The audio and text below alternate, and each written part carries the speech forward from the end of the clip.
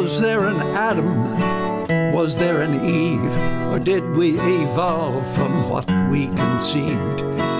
Either way, we got what we needed when the sun shone down on the Garden of Eden. Don't you know we're gonna have a Solartopia? Hey everybody, this is Harvey Sluggo Wasserman back with you for the 86th or 87th Grassroots Emergency Election Protection Coalition meeting, a gathering, Zoom call, whatever we want to call it. It's great to be together. This is almost 2 years now. And we have 52 people on the chat and with us, and we have a magnificent presentation coming up from MILES RAPOPORT, co-author of 100% Democracy from the New Press. We're going to publish his link in the chat, but we are also on the Progressive Radio Network, airing at Thursdays at 5 p.m. Eastern Time out of New York City. We have been doing this for almost 2 years. As I say, we cover the peak issues and having to do with our elections. We also get deep into the weeds on solar energy, the transition, the parallel transition, not only to democracy in terms of voting, but also in terms of our energy supply. We're still in the midst of the craziness from Ukraine, and at some point we will talk a bit about those nuclear power plants. I have to say, there was a landmark event, which is that the New York Times ran a front page story on the shift change at Chernobyl. You know that the world is hanging by a thread when the New York Times devotes a major front page piece to the staffing of a dead radioactive waste site. And this was a big deal and an ongoing big deal. And at some point in today's talk, we will discuss that a bit. The program is going to go pretty straightforward today. We're going to devote most of the first hour or all of it to MILES RAPOPORT. We're really honored to have Miles with us. He is the co-author with E.J. DIONNE of a major new book on what we call Civic Duty Voting, which we have not discussed. That phrase, in the 2 years that we've been doing this, the 80 plus sessions, I have never heard the phrase civic duty voting. So Miles is going to tell us about that.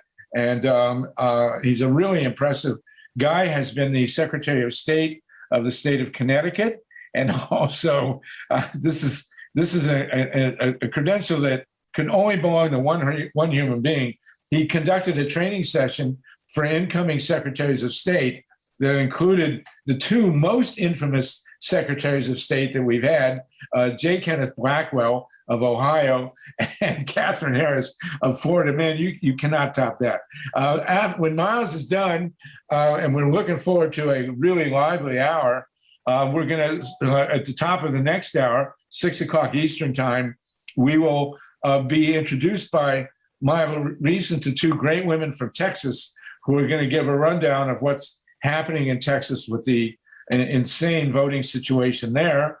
And from there, we were going to segue into an even more insane voting situation in the state of Ohio, where they actually do not have districts available for the upcoming election.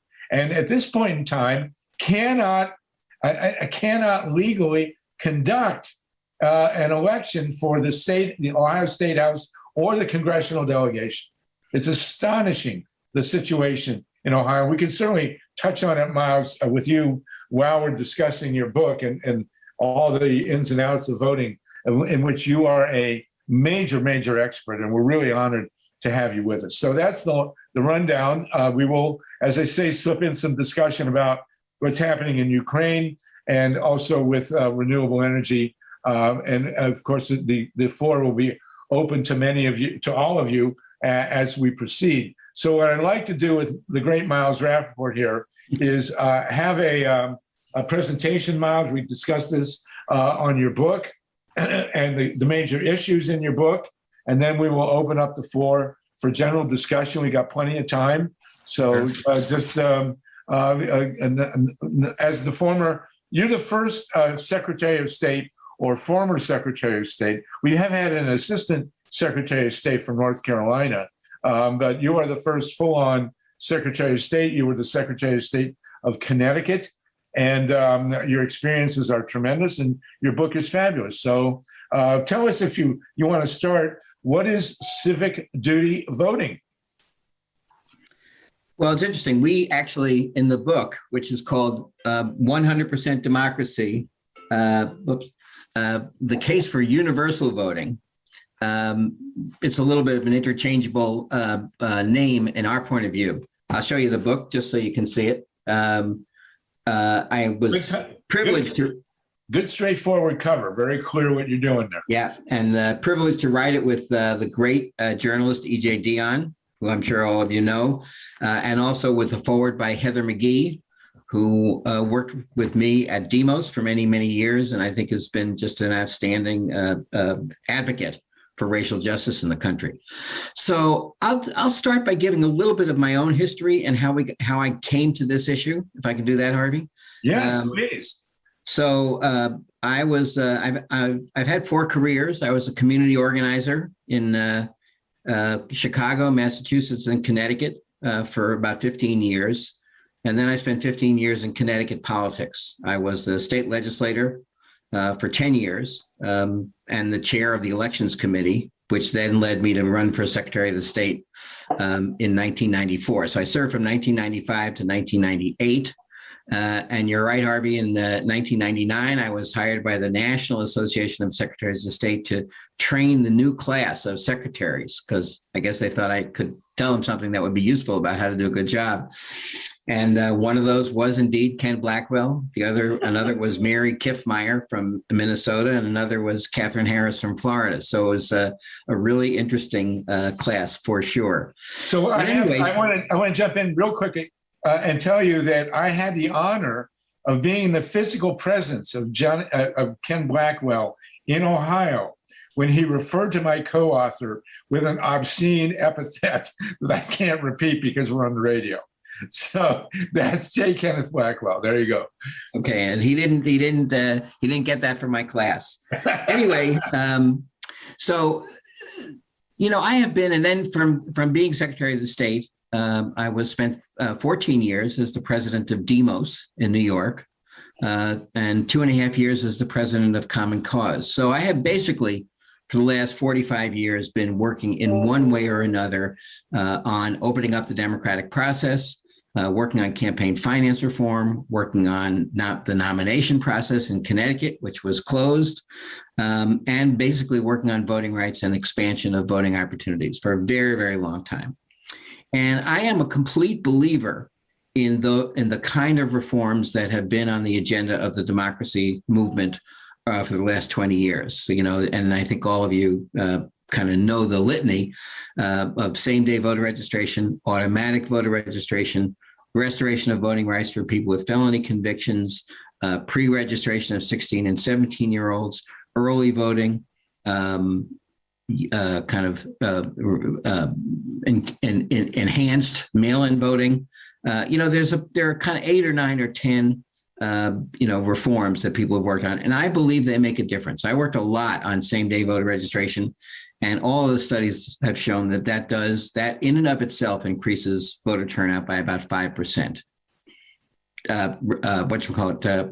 Accounting for all the other variables, battleground state, non-battleground state, big state, small state, it does make a real difference. On the other hand, I started to think about 5 or 6 years ago that, after all of the work that I had done and so many people in the democracy movement, including, I assume all of you, trying to increase participation, make our system fully representative and fully inclusive, we have moved the needle. I think that's important to say. There's been a huge amount of resistance, and we're under threat and in a very fraught situation right now. I'm sure we'll talk about that. But we also have moved the needle forward. 40 states have some form of early voting. 23 states have same-day registration, where there was only 6 20 years ago. There's been real progress on restoration of voting rights for people for returning citizens and the like. But the truth is, we haven't moved the needle very far. We had a record turnout for the United States in 2018 in the midterms, which was just about 50% turnout, and a record turnout for 66 for the 2020 presidential election, despite the pandemic, because all of these things were in place that are now being stripped away. But that was 66.5% or 66.2%, depending on how you sort of count it. So that really ranks the United States pretty low. And so I started to raise the question with myself, what is it that we might do that would really move the needle in a serious way? And I came across an article that E.J. Dionne had written, with William Galston. So both of them at the Brookings Institution back in 2015, which was called Universal Voting, Why the United States Needs Mandatory Voting, and what we should do and what would be the advantages. And I read it and I was really moved by it. And it's interesting that I thought, in 35, 40 years of doing this work, I had never really had a discussion or heard about that idea.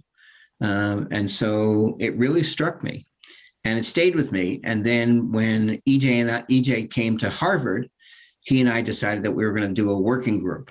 And we put together a joint working group, which was part of the Kennedy School, the Air Center of the Kennedy School, and the Brookings Institution. EJ and I co-chaired it. And we spent almost 2 years studying how universal voting had worked in not just Australia, although that's a really good case in point, but in 26 democratic countries around the globe that use some version of universal voting. We did some polling. We brought in people who were opposed to it and had real serious discussions with them. We looked very closely. We had really terrific lawyers who were part of the working group at whether it was constitutional, what the constitutional issues would be raised, an objection to it would be, and does it pass constitutional muster?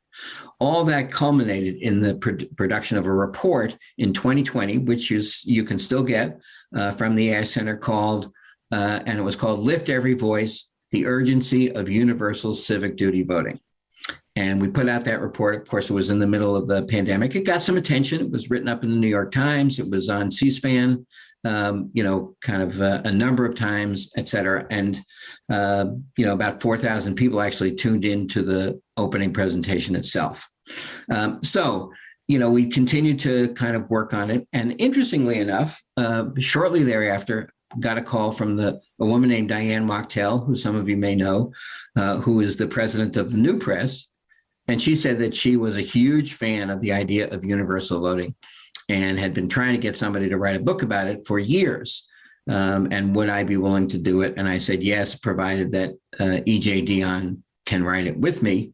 And she said something on the order of twist my arm. And EJ, who was, of course, a fabulous journalist, and I did this together. We wrote it about a year. We finished writing it about a year ago, and its production date, its official publication date is tomorrow. So you are on the eve of the actual publication date of 100% democracy.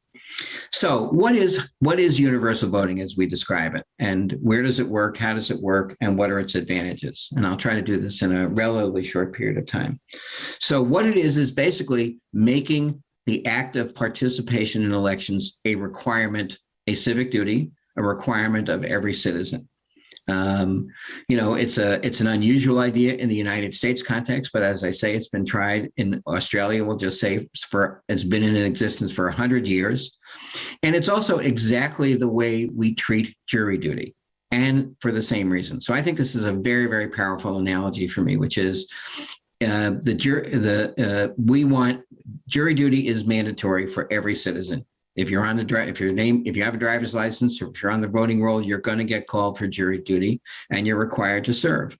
And nobody says, "Wow, what an infringement on my civil liberties that I'm required to serve on a jury." It's what we have become accustomed to, and what we have done for years.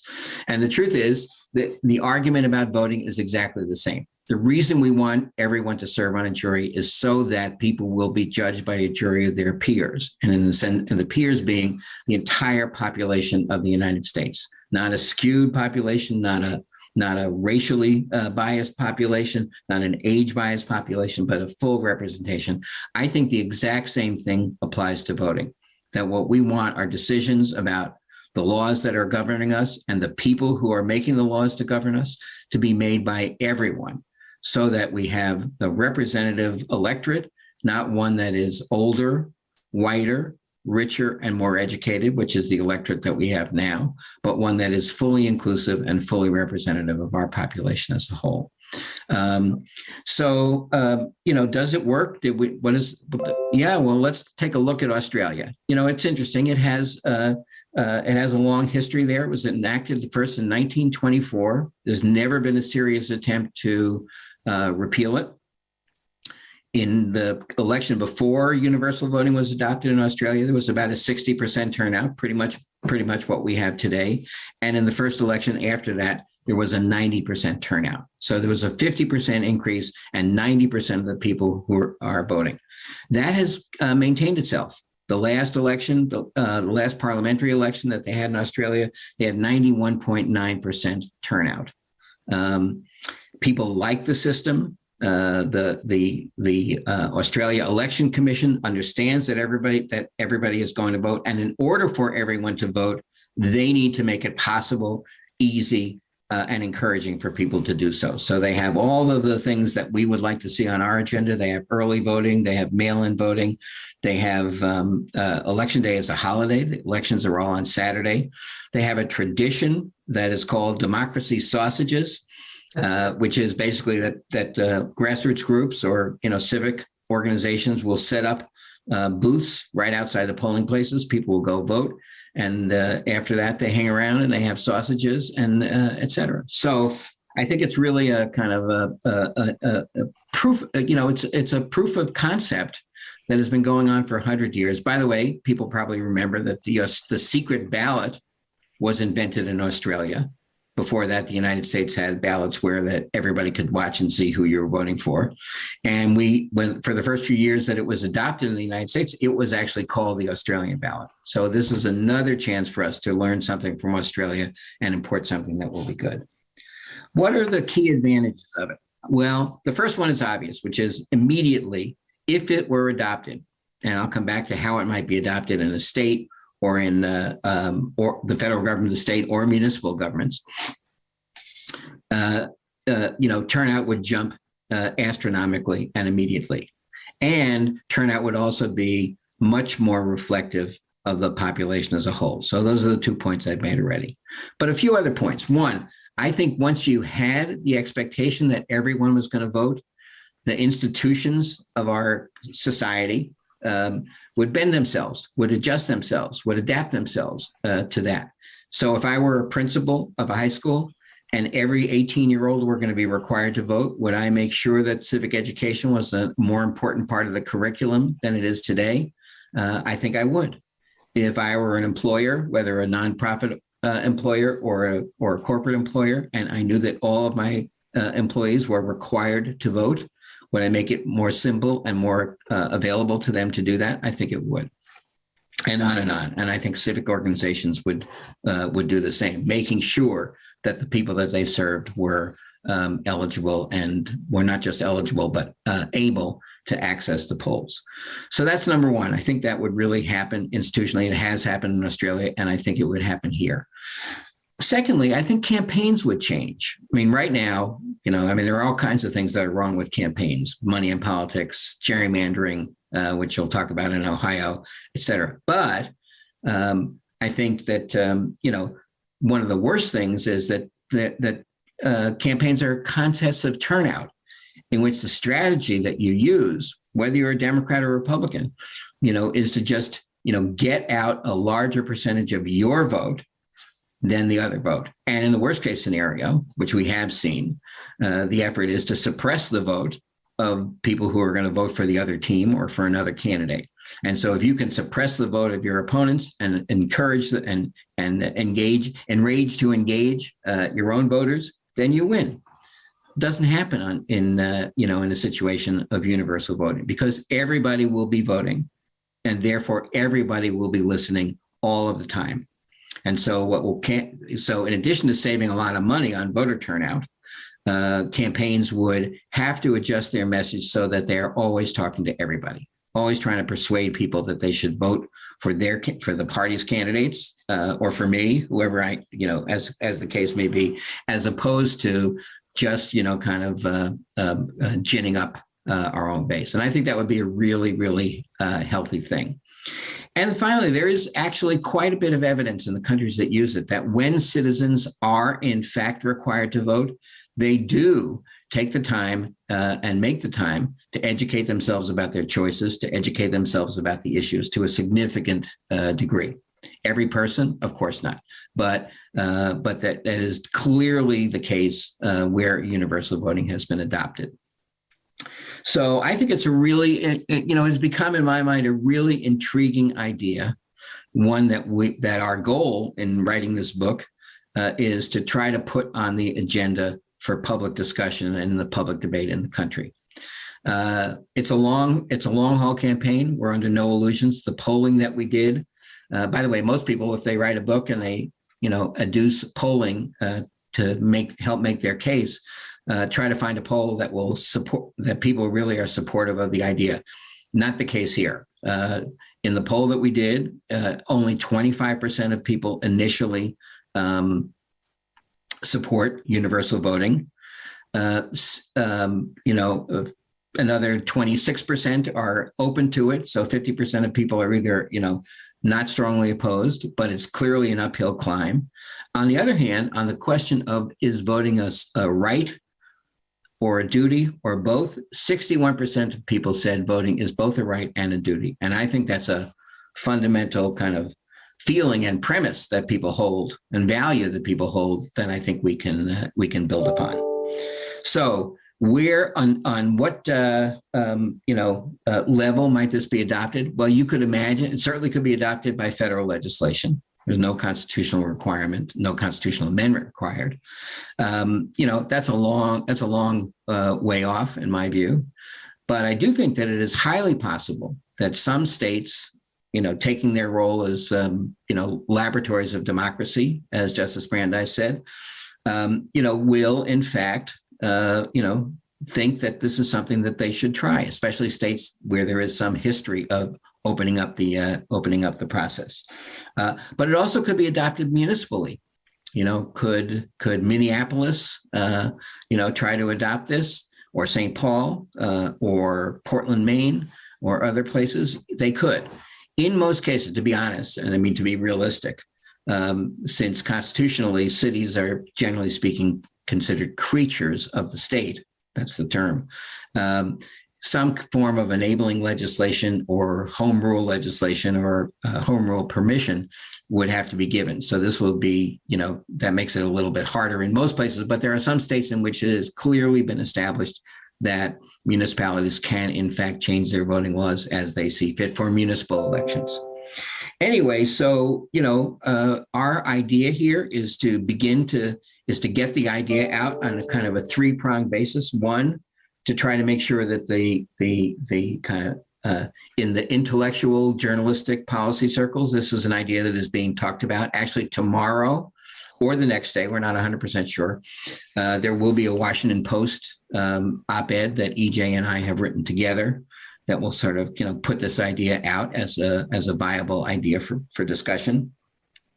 Secondly, we are hopeful that organizations who are in the democracy field will put this on their agenda, not in place of all of the issues from gerrymandering to same-day registration to voting rights restoration that people are working on now, but as a kind of a North Star long-term idea that people should think this is what we aspire to. What we aspire to is for everyone to participate. That's the second area. And then thirdly, I'm hoping that beginning in 2023, some legislators and some municipal officials will submit legislation and we'll get it seriously discussed. There were two bills, one in Massachusetts, one in Connecticut, that were introduced this year. Neither of them passed, obviously, to make voting compulsory or to create an obligation for every citizen to vote. Anyway, so that's what we're hoping to do over the next few years. I want to come back and just say a couple of last things, and then let's open it up. Happy to open it up for conversation. How does that actually work? So here's what happens in Australia. And each state, by the way, any state that wanted to adopt this would have to carefully craft the legislation to make it accommodate to its local laws. I mean, as a former state legislator, I know this takes some real work. All we're doing is creating a kind of a concept and a template that states can use and adapt as they see fit. So here it goes. What happens in Australia is basically there's a huge amount of effort that goes into letting people know when the election is, getting people on the rolls. 96.3% of eligible citizens in Australia are registered voters. So all registered voters are then required to cast a vote. They don't have to cast a vote for or against anything. They can cast a blank ballot. In Australia, they actually call them donkey ballots. Here, our recommendation, frankly, is that we put a none of the above option on the ballot so that people can actually register, that they don't want to vote for any of the parties. That's perfectly legitimate. If you don't vote in Australia, they send you a letter saying, hey, how come you didn't vote? And you can write back and say I was visiting my grandmother in Perth, or I was overseas on a work assignment or whatever. And those are uniformly accepted. But if you don't say anything, they will send you a second letter. And if you don't respond at all to that, you get fined 20 Australian dollars, which is about $15 in US dollars. Our recommendation again is that that would be a kind of light touch enforcement. You could do the $15. You could do an hour or 2 hours of community service. You could also assert a conscientious objection. There are religious and philosophical premises on which you might just choose not to vote. That would, in our recommendation, that would be acceptable. So I think this is really, kind of and it works in Australia. By the way, the number of people who actually pay the $20 Australian dollar fine is about 13% of the non-voters. And since 90% of the people voting, that's about 1.3% of eligible voters who are actually assessed the penalty. So, and again, legislation in this country you could have a first election under the system that doesn't have the penalties enforced, rather gets a warning or something like that. We did discuss, last point I'll make, we did discuss the idea of doing this as an incentive-based system. There are some countries where they use incentives. In some of the Latin American countries, you get a discount on your passport or on your government papers. You actually get preference for college admission if you have voted, and otherwise things are equal. So there are different things that you could do. We could imagine a tax cut, similar to a green energy tax cut or a senior citizen tax cut. But it has been shown that the places where this actually works the best and gets the most turnout is where there is some requirement of voting, and some enforcement, either a light touch or a medium touch. Nowhere is there a heavy burden of employment, but that's where it really works. A special lottery ticket. I just glanced at the chat. That was actually tried in a couple of places. So that is, I think, an option. You get a lottery ticket if you vote, and that it makes you eligible. So there are different incentive systems that you could use. But I don't want to shy away from the fact that our recommendation, at least, is there is a requirement with a light penalty attached if you absolutely do not make any effort to participate. Anyway, so I think with that, I'll stop. I hope that this idea gets some traction. We're in it for the long haul. We don't expect that this will be easy. We're sure that there will be opposition from libertarians. There may be some opposition for people who are concerned about what even a small fine would do in the African-American community. We have had serious discussions with people in the civil rights leadership of the civil rights organizations. The NAACP has endorsed this formally. Other civil rights leaders made the point, by the way, that in the civil rights movement in the South during the 60s, one of the demands was that African Americans be allowed to sit on juries, or technically speaking, they fought for the right to be compelled to serve on a jury. And they understood that the benefits of participation far outweighed the kind of difficulty of the compulsion. So we think that goes on. That analogy works here as well. So anyway, let me open it up and see if there are questions. I'm sorry I haven't been able to catch the chat. Harvey, if you want to kind of Oh, yeah. take over and ask me some questions or moderate the discussion. The floor is yours. We're putting the links to your book in the chat. And Thank you very much. I see that. We have 65 people on the call. We are, of course, this is going out on the radio. And we've just been joined, by the way, by my co-author, Bob Fitrakis, who is the guy who was referred to with various epithets by J. Kenneth Blackwell. Someday I want to give Bob a plaque of what Blackwell called him. But you have the rare experience here of introducing an idea to the American dialogue, which really has not been discussed much, virtually nothing. I mean, we had that experience in 1974. I was living with a group of people and we introduced the phrase "no nukes." And, 60 years later, it's ubiquitous and nobody really thinks about how it started. There has been virtually no discussion in this country of mandatory voting. And, when I looked at your book, it really was kind of shocked at how much sense it makes. It really is, because here we're fighting for the right to vote. And of course, it's done very selectively, as the fight over the right to vote is totally fraught with issues of class, race, gender. And here, this idea kind of transcends all that instantaneously, Right. which really struck me as incredibly brilliant. And, it's let me just quickly say the point you make about, it not being discussed. One of the worst things I think about American political culture is that we really don't generally like to learn things from other countries. So, Right. And this has been the proof of concept in Australia for 100 years. It's no secret that this has been, but it just hasn't been discussed in the United States. So yes, I'm sort of feeling lucky that we have a chance to bring a big new idea and try to move it forward. Oh, no, it's a really amazing. You should get T-shirts printed as soon as possible. When we had No Nukes T-shirts printed, they just went like wildfire. And I actually have make sure you save it when you do this. I actually have in my archive at UMass in Amherst the very first No Nukes T-shirt. So let me give you that idea, that incentive, or maybe red hats. But at any rate, it's a spectacular idea. I do want to say the main opposition will come from people like Donald Trump, who you quote in your book as saying, if this happens, no Republican will ever get elected again. But that's another story. So let's go to the questions. I want to go first to Marilyn Bernstein. Marilyn, go ahead, please. Are you in Massachusetts, Marilyn? Yes, I am. Okay, go ahead. I was going to ask, in Australia, you said like 93.7% or something like that of the people are registered. How do you, and only those have to vote? So how does that work? And can you just not register if you don't want to vote?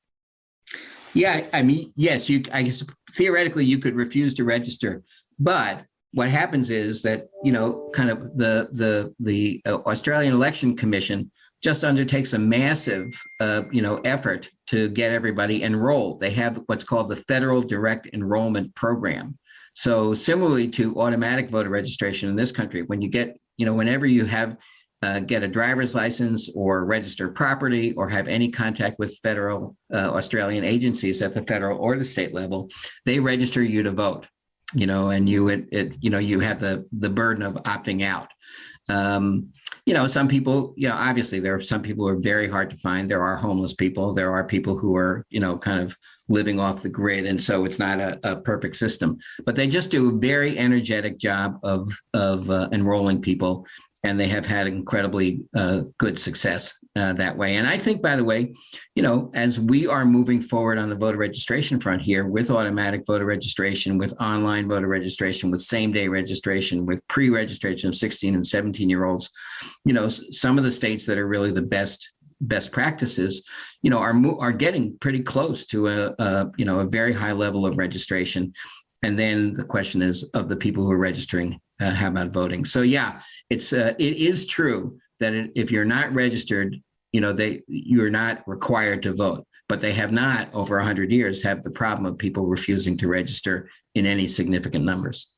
And I liked in your book, there's a discussion of what the voting actually is like, and it turns into like a big block party. right? I mean, voting becomes a national, I assume do you have one election in Australia? Is there a single election day that's a national holiday? How does that work? There is. I mean, it's not just one election. There are state elections as well, but they have a far fewer number of elections. We're like an outlier in just the absolute, proliferation of elections, national, state, local, school boards, et cetera. So some consolidation of that would probably be wise. They have far fewer elections, but they do, the big elections are the parliamentary elections. But it's like a party, right? I mean, people show up and you had said something about sausage. I don't remember the exact reference. What is that? Yes, it's a thing there. They call it democracy sausages, and they're served at the booths, that organizations set up outside the polling places, and that's encouraged. One of E.J. Dionne's favorite pictures, by the way, it's not, our book is not a picture book, so it's not in the book, is a photograph from an Australian polling place with 4 people in there from the rear in their bathing suits and holding their surfboards. They clearly have just come out of the water where they've been surfing, walked to the polling place, which was located right on the beach, cast their vote, and no doubt they're back in the waves in 5 minutes later. So yes, it is. There is a very, very celebratory culture in it, and I think we can start an upward cycle in this country as well. Wow. Yeah. Well, but is there a national holiday for the vote of a single voting day? Yes. There is. So yes. That's what, and it's always on a Saturday. Always a Saturday. So I guess there aren't that many Jews in Australia to object to that, but there must be some way around that for the. Well, there's early voting and mail-in voting as well. Okay. So if for any reason you're not able to vote on election day, there are plenty of other options. And of course, we would assume that the sausages are kosher. Okay, Jeffrey Barkdale, go ahead, please, and then Wendy. Jeffrey, real quickly, please. Okay, I got two real quick, please. One, is there a punishment for those who try to suppress the vote in universal voting? And 2, what do you think of the idea universal voting plus ranked choice voting plus winning by popular vote equals the perfect and secure U.S. election system that's 100% bulletproof? There you go. Let me, yes, very, very good questions. And let me take the second one first. I'm a supporter of ranked choice voting. I think it actually does help. And I think it goes very, very well with universal voting. So a system, if Maine, for instance, which has ranked choice voting, also were to adopt universal voting, you have a system which everybody is voting, they're making their choices are reflected, in the order in which they make them. So I do think it's a really good system.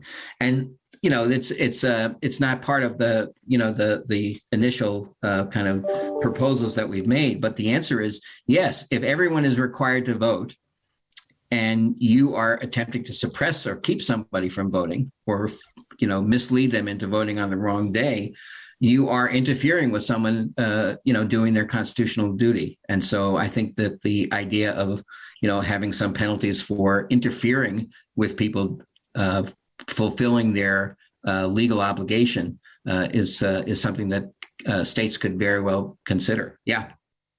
Very good. Thank you, Jeffrey, for those questions. Wendy, and then James. Wendy, you got to unmute. There we go. Thank you. Okay. Sorry, I was trying. Thank you. Just to play devil's advocate and just to say, I so respect the book and the idea and bringing this conversation to be discussed, just to shift the paradigm a little bit, but just to see a little bit of a slippery slope, because I do love the idea of an election day and having the holiday would really open things up. But in a place where we have just restricted access, where we have they'll change the voting places the day of, and they're already not supposed to do it. And I just see it as when there could be fines attached, and giving them that the fines could increase if they can't find you. In the place where we have more people in prison than anywhere else in the world, I just think it's it would be better to be incentive based, like maybe a tax credit for doing your civic duty. Because if it's a duty, I don't know if it's a right. And even like the juror analogy, like we need jurors, so you have to be compelled to supply the right of having the jury.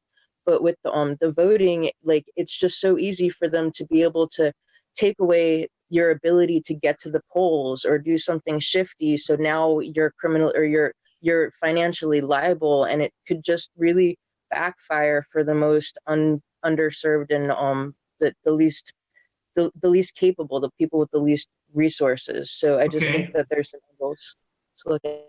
Let me answer 2 points. I think it's a very good question, and both of those are questions that we considered very seriously, both in the working group and in the writing of the book. So thank you, Wendy, for asking them. In terms of how do you have a requirement to vote in a system where people are discouraged and there's voter suppression going on and they're moving to polling places and all that? It would be really hard to do that. I mean, I think that, the idea that it would be adopted in a place where they were trying to discourage people from voting is very unlikely. However, we strongly support what we call gateway reforms.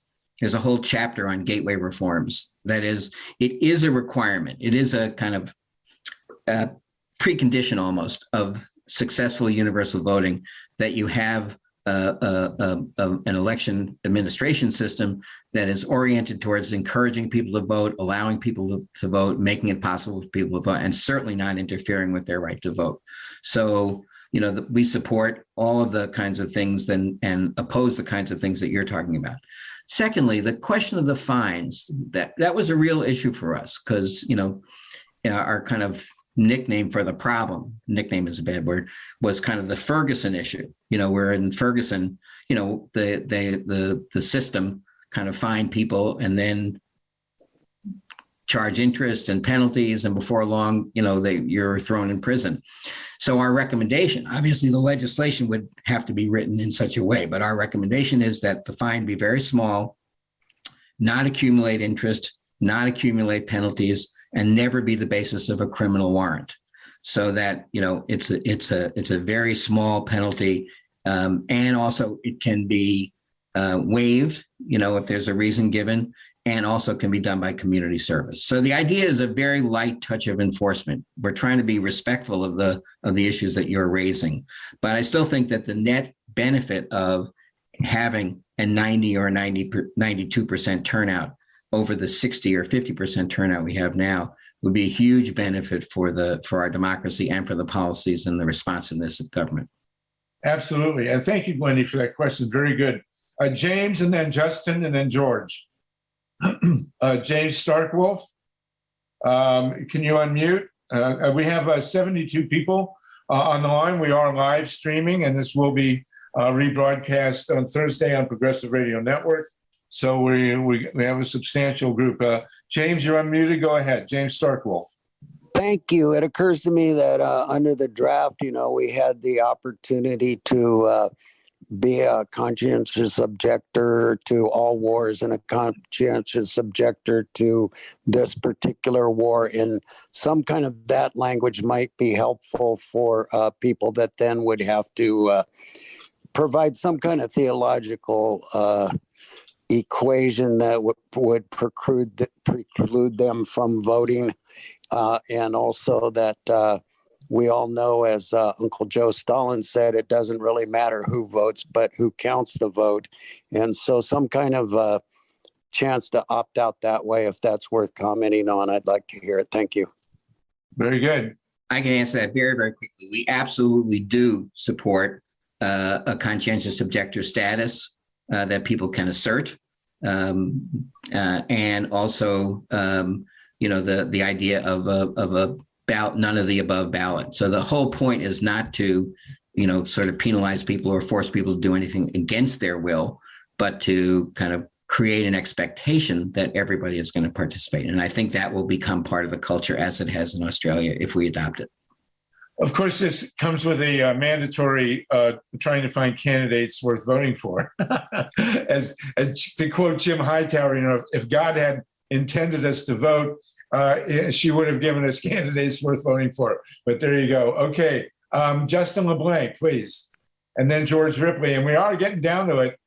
6 minutes left. Miles, you're a great, great guest. Really fascinating stuff. You're a great presenter. We're really happy to have you on. It's been excellent. Yeah, I don't want to take up the next agenda item though. So yes, well, I'll be quick.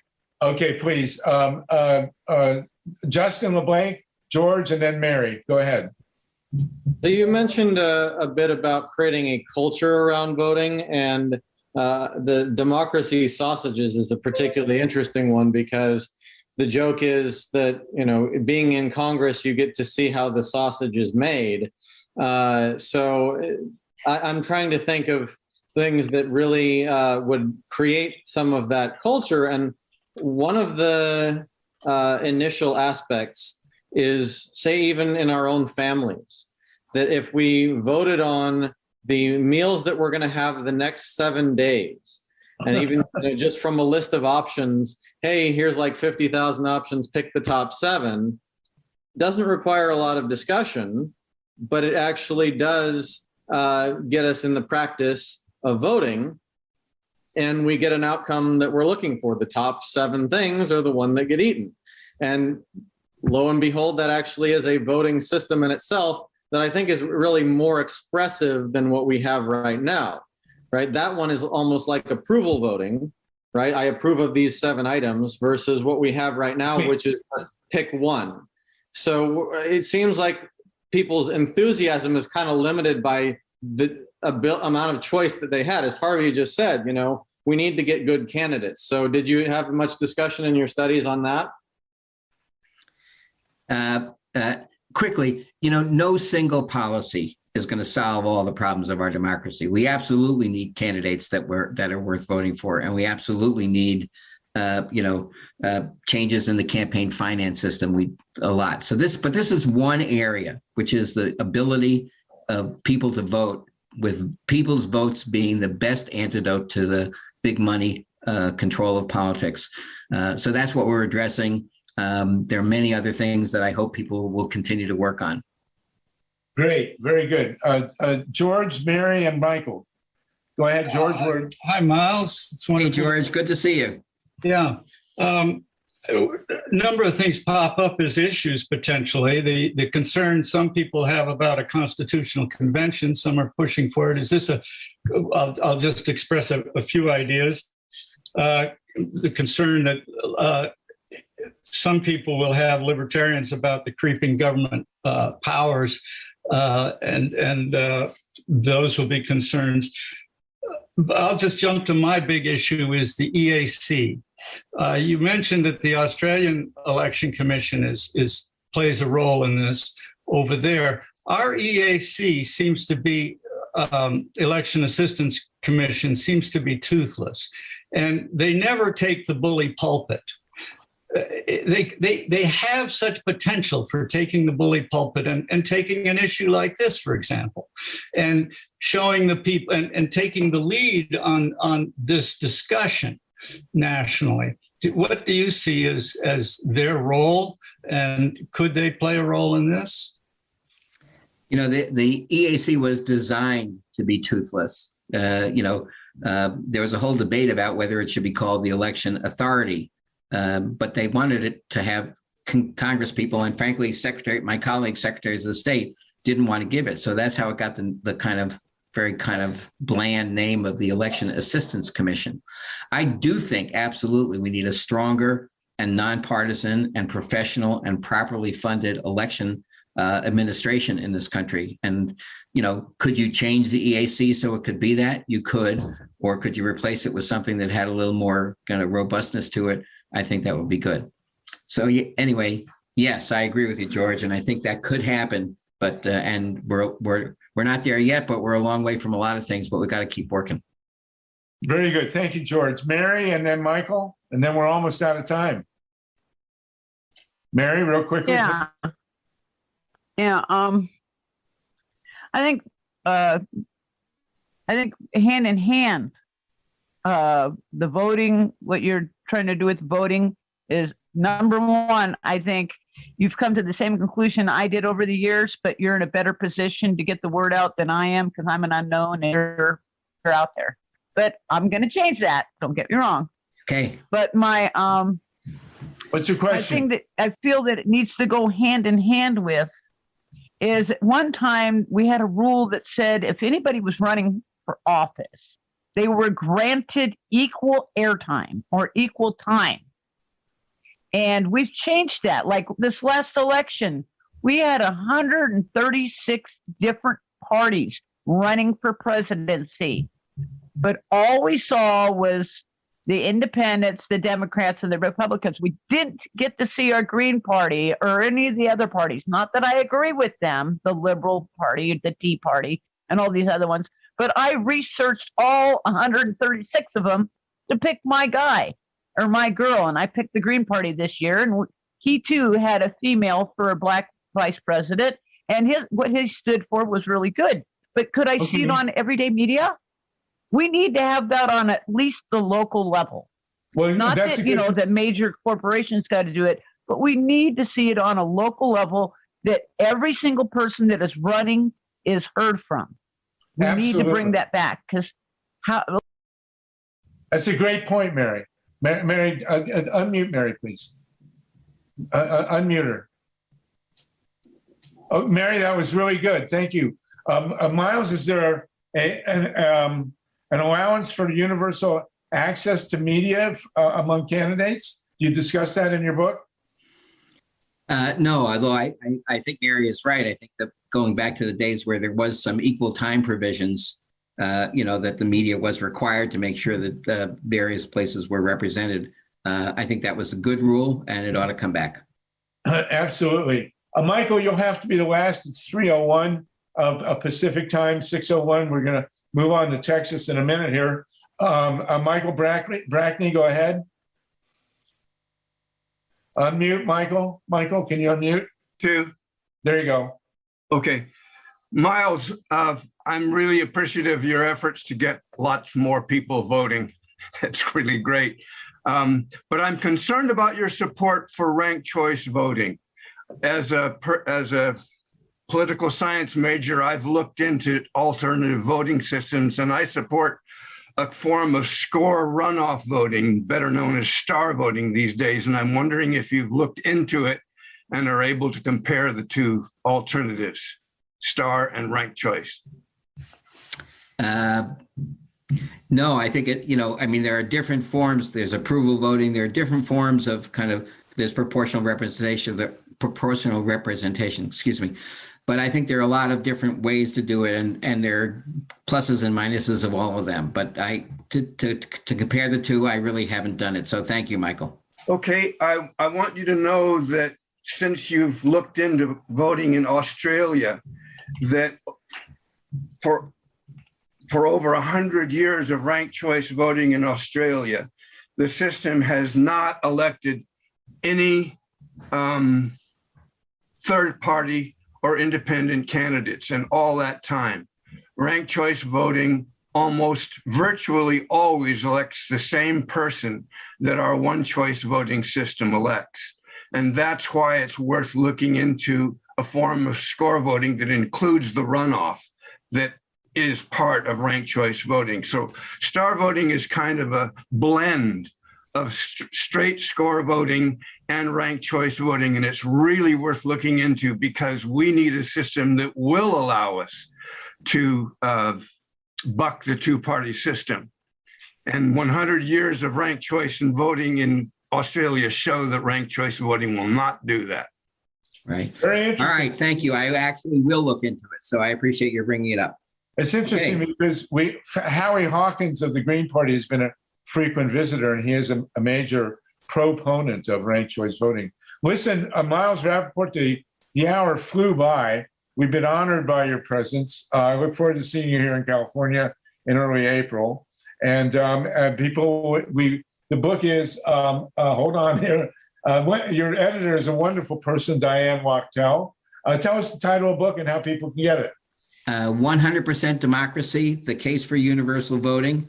And it's been in the chat maybe half a dozen times. Thank you very much.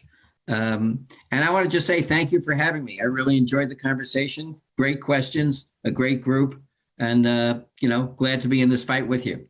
Well, we'll have you back, and I look forward to meeting you out here. And I did skim through the book. It's a great book, everybody. So take a good look. And these Miles and EJ Dionne are at the top of the heap here. Very, very well established. If you come back, we have to discuss your experience with J. Kenneth Blackwell. We do have Bob Fitrakis on the line, who I can't repeat how J. Kenneth Blackwell described my buddy and co-author Bob Fitrakis, but I'll tell you next time. Thank you so much for joining us. All right, thanks for having me. All right, good luck the rest of this program. Thank you so much. Okay, we are at the top of the hour. Our next two items are Texas and Ohio, where elections are just in total chaos. Mike, if you could make MYLA RESON a co-host, that would be great. We have two great women joining us from Texas, and then we're going to go into Ohio, where they cannot have an election.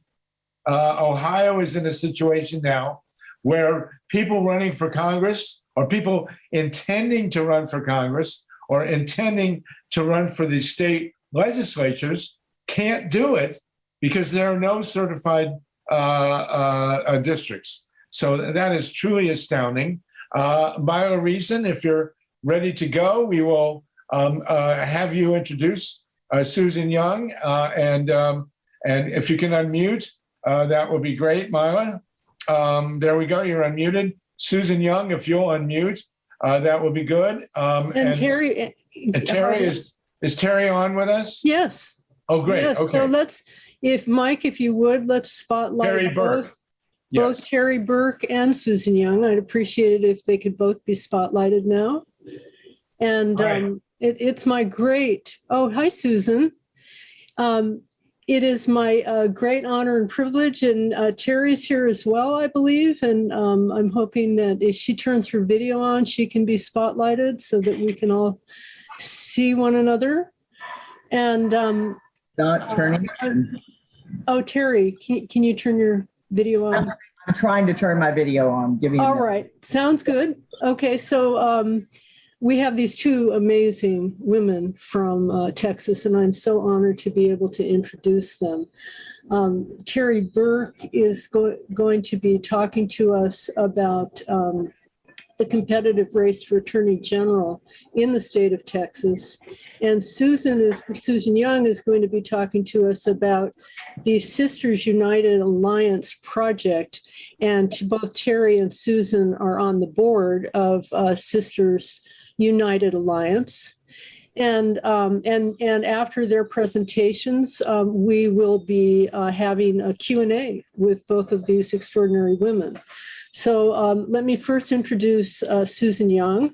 She is retired after a diverse career in public service, investment banking, and nonprofit management. I also know her as a member of the Pacifica governance structure. She and I and Harvey Wasserman and many others are involved in Pacifica, but that discussion is for another day. After retiring, Susan was able to devote more time to civic and political engagement in the non-profit realm. Susan spent 10 years on the board of ACLU of Texas, followed by recent election, as I said, to the KPFT local station board. KPFT is one of Pacifica's 5 radio stations in this country. And Susan's also a director on the Pacifica National Board. In the political realm, Susan supports elected candidates in Texas. She's helping to organize a change in leadership for the Texas Democratic Party and is a founding member, as I said before, a founding member, but on the board, but also a founding member of Sisters United Alliance. Sisters United Alliance is a well-defined get out the vote program to reach forgotten progressive women voters And that's unique in Texas and maybe unique in the country. Sisters United is organizing for the 4th election cycle in 2022. Susan has lived in Texas for 30 years. And welcome, Susan. And yeehaw, as we say. Yeehaw! Exactly. I'm an adopted Texan, but I've got my yeehaw in order. And let me just give a shout out to KPFT, which is the only Pacifica station in a red state. And early on, we were bombed twice by the KKK. So we're fighting the fight here. Was there an Adam? Was there an Eve? Or did we evolve from what we conceived? Either way, we got what we needed when the sun shone down on the Garden of Eden.